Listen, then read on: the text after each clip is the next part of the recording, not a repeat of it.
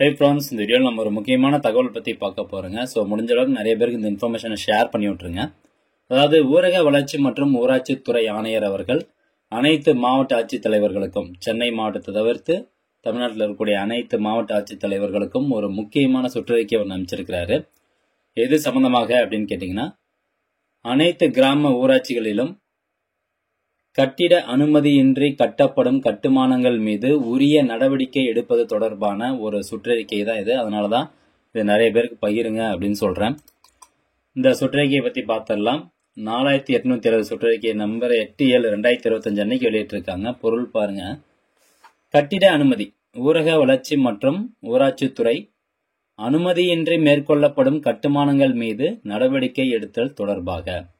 So எந்த மாதிரியான நடவடிக்கை எடுக்கணும், அதுக்கான வழிகாட்டு நெறிமுறைகள்லாம் என்ன அப்படிங்கிறது எல்லாமே இந்த சுற்றறிக்கையில் இருக்கு. பொறுமையாக நம்ம பார்க்கலாம்.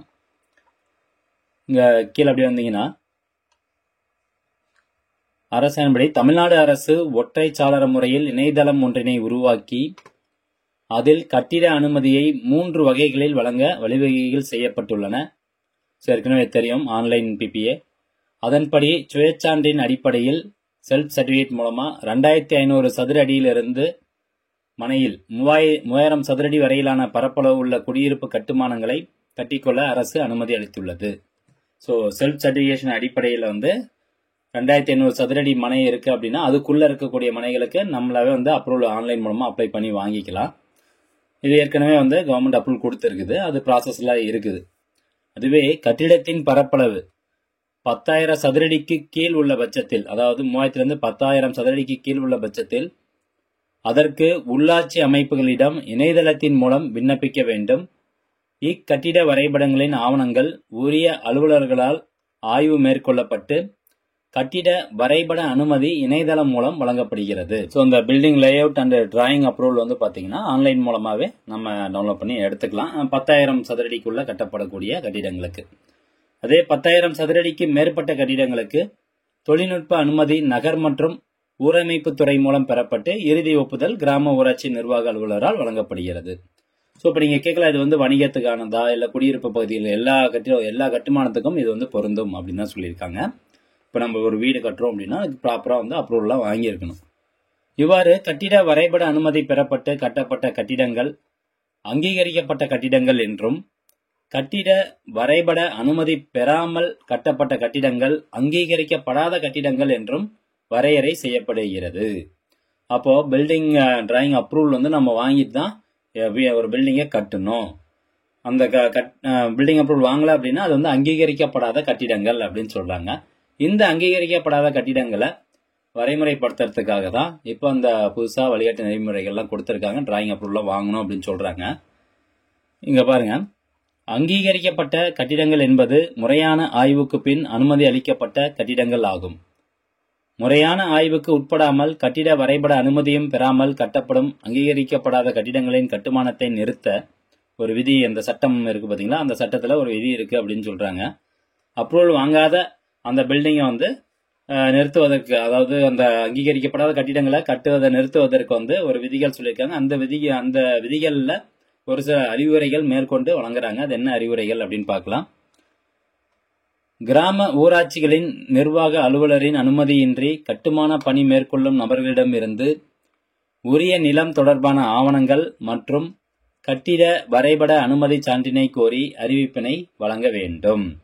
பாருங்க, கிராம ஊராட்சி நிர்வாக அலுவலரோட அனுமதியே இல்லாம அவருக்கு தெரியாமையே யார் பில்டிங் கட்டிட்டு இருக்காங்களோ அந்த நபர்கிட்ட போயிட்டு அந்த நிலம் தொடர்பான ஆவணங்கள், அதுக்கப்புறம் கட்டிட வரைபட அனுமதி, அந்த சர்டிஃபிகேட் கொடுங்க, பில்டிங் அப்ரூவல் சர்டிஃபிகேட் கொடுங்க அப்படின்னு கேட்டு நீங்களா வாங்கலாம் அப்படின்னு சொல்றாங்க. இதுக்கு கிராம ஊராட்சி நிர்வாக அலுவலரோட அனுமதி தேவையில்லை அப்படிங்கிறத சொல்றாங்க. டாக்குமெண்ட்ஸ் ஃபர்ஸ்ட் கேட்கணும். அனுமதியின்றி கட்டப்படும் கட்டுமானங்களை நேரடியாக கள ஆய்வு செய்ய வேண்டும். நேரடியாக போயிட்டு ஃபீல்டு விசிட் பண்ணணும் அப்படின்னு சொல்றாங்க. கள ஆய்வின் போது கட்டிடம் முழுமையாக கட்டப்பட்டுள்ளதா அல்லது கட்டுமான பணி மேற்கொள்ளப்பட்டு வருகிறதா என்பதையும் ஆய்வு செய்ய வேண்டும். பில்டிங் இப்போ எந்த ஸ்டேஜில் இருக்குது, கட்டிட வரைபட அனுமதி பெற்றுள்ளதா என்றும், அதிலிருந்து விதிமுறைகளை மீறி கட்டுமானங்கள் அமைந்துள்ளதா என்றும் ஆய்வு செய்து அதற்கான முழு விவரத்தையும் ஆய்வறிக்கையில் குறிப்பிட வேண்டும் அப்படின்னு சொல்றாங்க. கட்டுமானம் முடிவு பெற்றிருப்பின் முடிவறிக்கை உரிய தொழில்நுட்ப அலுவலரிடம் பெறப்பட்டுள்ளதா என்பதையும் ஆய்வு செய்ய வேண்டும். ஸோ பில்டிங் டிராயிங் அப்ரூவல் வாங்கினதுக்கு அப்புறமா இதையும் வந்து வெரிஃபை பண்ண சொல்றாங்க. கரெக்டாக பில்டிங் டிராயிங் அப்ரூவல் இருக்க மாதிரி தான் கட்டியிருக்கிறாங்களா, அந்த பில்டிங் டிராயிங் அப்ரூவல் வந்து கொடுத்தவருடைய டீடைல்ஸ், அவருடைய பேக்ரவுண்ட் வெரிஃபிகேஷன்லாம் வந்து செக் பண்ண சொல்றாங்க. மேலும் கட்டிடம் சொத்து வரி விதிப்புக்கு உள்ளாக்கப்பட்டுள்ளதா அல்லது விடுபட்டுள்ளதா என்பதை குறிப்பிட வேண்டும். அந்த பில்டிங் வந்து வரி கட்டிட்டு இருக்காங்களா, வரியில இடம் பெறுதா, கட்டிடத்தில் குடிநீர் வசதி, மின்சார வசதி, இதெல்லாமே கழிவுநீர் வசதி இதெல்லாமே இருக்குதா, உரிய ஏற்பாடுகள் செய்யப்பட்டுள்ளதா அப்படிங்கிறதெல்லாம் செக் பண்ணணும். இப்போ அனுமதி பெறப்படாமல் கட்டப்பட்ட கட்டிடம் தொடர்ந்து கட்டப்பட்டு கொண்டிருந்தால் அதை பூட்டி முத்திரையிடும் அதிகாரம் கிராம ஊராட்சிகளின் நிர்வாக அலுவலருக்கு உண்டு. அதை படிவம் 3 சம்பந்தப்பட்ட நபருக்கு அறிவிப்பாக சார்பு செய்ய வேண்டும். அப்போ அந்த பாருங்க, கட்டப்பட்ட கட்டிடம் அல்லது கட்டப்பட்டிருக்கும் கட்டிடம் அனுமதி இல்லை, பில்டிங் அப்ரூவல் வந்து அனுமதி இல்லை அப்படின்னா, பில்டிங் டிராயிங் அப்ரூவல் இல்லை அப்படிங்கிற பட்சத்தில் அந்த பில்டிங்கை வந்து பூட்டி சீல் வைக்கணும். அதுக்கான அதிகாரம் கிராம ஊராட்சிகளின் நிர்வாக அலுவலருக்கு உண்டு அப்படின்னு சொல்றாங்க.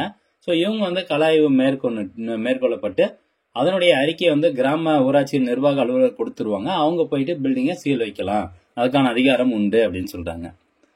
கட்டிட வரைபட அனுமதியின்றி கட்டப்படும் அங்கீகரிக்கப்படாத கட்டிடங்களின் உரிமையாளருக்கு அளிக்கப்படும் அறிவிப்பானது உரிய அலுவலர்களால் நேரடியாக சம்பந்தப்பட்ட நபருக்கு சார்பு செய்யப்பட வேண்டும். அவ்வாறு சார்பு செய்யப்படும் போது அந்த நபர் இல்லை என்றால் அவரின் குடும்பத்தைச் சேர்ந்த வயது வந்த நபரிடம் அந்த அறிவிப்பினை சார்பு செய்யலாம். ஸோ இந்த மாதிரி உங்ககிட்ட கட்டிட வரைபட அனுமதி இல்லை, அதை நீங்க வாங்குங்க அப்படின்னு சொல்லி உரிய இது வந்து கொடுக்கணும் அப்படின்னு சொல்றாங்க. சப்போஸ் அந்த ஓனர் வந்து அங்கே இல்லை அப்படின்னா அவங்க குடும்பத்தை சேர்ந்த வேற யாராவது வந்து 18 வயசு மேற்பட்டவர்கள்கிட்ட அந்த இது அறிவிப்பு வந்து கொடுக்கலாம். 2 நபர்களும் இல்லை என்றால் அந்த நபர் எங்க இருக்காரோ அவருக்கு போஸ்ட் மூலமா அனுப்பணும் அப்படின்னு சொல்றாங்க. ஏற்கனவே வழங்கப்பட்ட அறிவிக்கையுடன் அவர்கள் எடுத்த நடவடிக்கையின் விவரம், அறிவிக்கையின் நகல் மற்றும் தொடர்புடைய ஆவணங்கள் ஆகியவற்றை இணைத்து கிராம ஊராட்சியின் நிர்வாக அலுவலருக்கு அளிக்க வேண்டும். ஸோ இப்போ உங்களுக்கு ஏதாவது ஒரு நோட்டீஸ் வருது, இந்த மாதிரி வந்து பில்டிங் டிராயிங் அப்ரூவல் கொடுங்க அப்படின்னு ஏதாவது நோட்டீஸ் வருது அப்படின்னா நீங்க என்ன பண்ணணும், உடனே அந்த நிலம் சார்ந்த ஆவணங்கள், அந்த பில்டிங் சம்பந்தப்பட்ட அப்ரூவல் வாங்கின ஆவணங்கள், சப்போஸ் அப்ரூவல் வாங்காம இருந்தீங்க அப்படின்னா உடனே வந்து பில்டிங் டிராயிங்க்கு அப்ரூவல் வாங்கிட்டு அதனுடைய ஆவணங்கள் எல்லாத்தையும் கொண்டு போய் அதனுடைய நகல் காப்பி தான் ஜெராக்ஸ் எடுத்துட்டு போயிட்டு கிராம ஊராட்சி நிர்வாக அலுவலர்கிட்ட கொடுக்கணும் அப்படின்னு சொல்றாங்க. கிராம நிர்வாக அந்த ஊராட்சி நிர்வாக அலுவலர்கிட்ட நீங்க கொடுத்ததுக்கு அப்புறமா அவர் வந்து உங்களுக்கு ஒரு ஒப்புகை சீட்டு வந்து ஒன்று கொடுப்பாரு, அதை நீங்க வாங்கி வச்சுக்கணும். இந்த ஆவணங்களை கிராம ஊராட்சியின் செயலர் உரிய தொழில்நுட்ப அலுவலர்களின் பார்வைக்கு சமர்ப்பிக்க வேண்டும். ஸோ அந்த பில்டிங் ஓனர்கிட்ட வந்து வாங்கக்கூடிய அந்த டாக்குமெண்ட்ஸ் வந்து உரிய தொழில்நுட்ப அலுவலர்கிட்ட அவங்க கிட்ட வந்து கொடுத்துடணும். கிராம ஊராட்சி நிர்வாக அலுவலர், தொழில்நுட்ப அலுவலர் கட்டிடங்களின் ஆய்வறிக்கைக்கு தனியான பதிவேடு பராமரிக்க வேண்டும். ஸோ தனியாக ஒரு ரெஜிஸ்டர் போட்டு அந்த ரெஜிஸ்டர்ல எல்லா டீட்டெயில்ஸும் வந்து மென்ஷன் பண்ணி வைக்கணும் அப்படின்னு சொல்றாங்க. அங்கீகரிக்கப்படாத கட்டுமானங்களை ஆய்வு செய்யும் அலுவலர் தனது குறிப்புரையினை பதிவு செய்து அது தொடர்பாக எடுக்கப்பட்ட நடவடிக்கைகளின் விவரத்தையும் பதிவு செய்யப்பட வேண்டும்.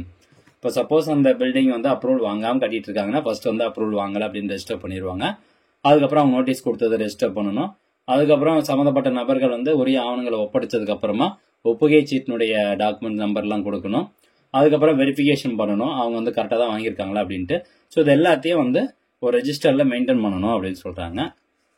உரிய அறிவிக்கையின்படி கட்டுமான பணிகள் நிறுத்தப்படவில்லை எனில் அக்கட்டிடத்தினை பூட்டி சீல் வைக்கவும் உரிய அலுவலர்கள் மற்றும் ஊராட்சி நிர்வாக அலுவலர் ஊராட்சியின் ஆய்வாளரிடம் அனுமதி பெற்று நடவடிக்கை மேற்கொள்ளப்பட வேண்டும். ஸோ அவங்க வந்து ஒரு டைம் லைன் கொடுக்குறாங்க, அதுக்குள்ள நீங்க சம்மந்தப்பட்ட டாக்குமெண்ட்ஸ் எல்லாமே வாங்கி சப்மிட் பண்ணல அப்படின்னா அந்த கட்டுமானத்தை பூட்டி சீல் வச்சிருவோம் அப்படின்னு சொல்றாங்க. ஸோ ஃப்ரெண்ட்ஸ், இப்போ யாரெல்லாம் வந்து இது கிராம ஊராட்சி பகுதியில் சொல்றாங்க, அதனால கிராம பகுதியில் இருக்கட்டும், கிராம ஊராட்சி பகுதியில் இருக்கட்டும், எல்லா பகுதியிலுமே வந்து யாரெல்லாம் பில்டிங் கட்டிட்டு இருக்கீங்களோ உங்ககிட்ட அந்த டிராயிங் அப்ரூவலு, பில்டிங் அந்த அப்ரூவலு, பஞ்சாயத்து அப்ரூவல் இதெல்லாமே இருக்கா அப்படிங்கிறத செக் பண்ணிக்கோங்க. இல்லை அப்படிங்கிற பட்சத்தில் வாங்கி வச்சுக்கோங்க. ஏன்னா கிராம ஊராட்சியத்தில் விட்டு தெரியாமையா கூட அவங்க வந்து நேரடியாக உங்ககிட்ட ஆவணம் கேட்போம் அப்படின்னு சொல்லியிருக்கிறாங்க. ஸோ அதனால அந்த டாக்குமெண்ட்ஸ்லாம் பக்காவாக ரெடி பண்ணிட்டு அப்புறம் பில்டிங் ஒர்க்கை அப்படியே கண்டினியூ பண்ணுங்க. ஸோ இதை நிறைய பேருக்கு ஷேர் பண்ணணும்னு நினச்சா அதனால தான் இந்த வீடியோ மேக் பண்ணியிருக்கேன். முடிஞ்ச அளவுக்கு நீங்களும் நிறைய பேருக்கு இந்த இன்ஃபர்மேஷனை ஷேர் பண்ணிவிடுங்க. இந்த பிடிஎஃப் காப்பி இருக்குது பார்த்தீங்கன்னா, இந்த சர்க்குலருக்கான பிடிஎஃப் காப்பி நம்ம டெலிகிராம் சேனல் லிங்க்ல இருக்குது. டெலிகிராம் சேனலோட லிங்க்கு இந்த வீடியோக்கான டிஸ்கிரிப்ஷனில் கொடுத்துருக்கேன். நீங்கள் டெலிகிராம் சேனலில் போயிட்டு டவுன்லோட் பண்ணிக்கலாம். ஓகே ஃப்ரெண்ட்ஸ், மீண்டும் அடுத்த நல்ல பதிவில் சந்திக்கலாம். நன்றி, வணக்கம்.